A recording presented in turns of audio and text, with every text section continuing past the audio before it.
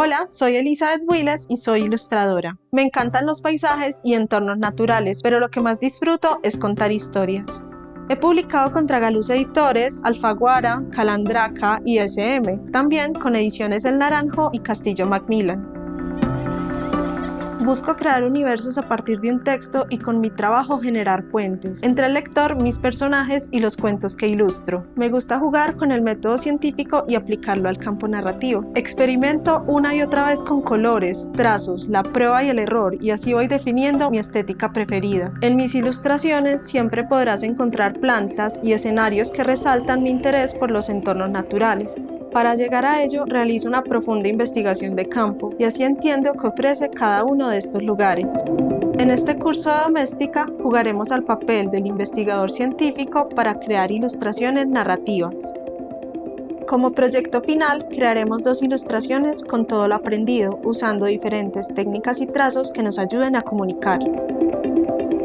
Comenzaremos recolectando imágenes y armando un banco que será clave para el desarrollo de nuestro proyecto y para nuestra inspiración. Luego leeremos el texto que será la base de nuestro dibujo tantas veces como queramos. También investigaremos el texto, el autor y todo lo que pudo influir para escribir esa narración. Una vez tengamos el texto interiorizado, comenzaremos a relacionar ciertas frases o palabras con imágenes.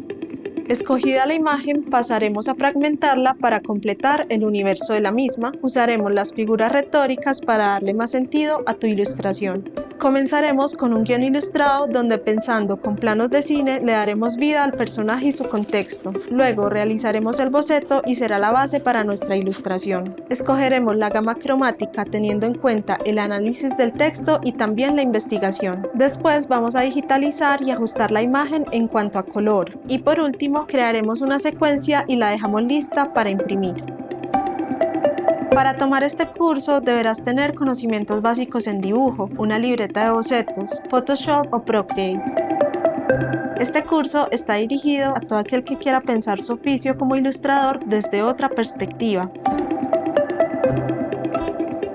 Dibuja historias jugando al investigador a través del método científico.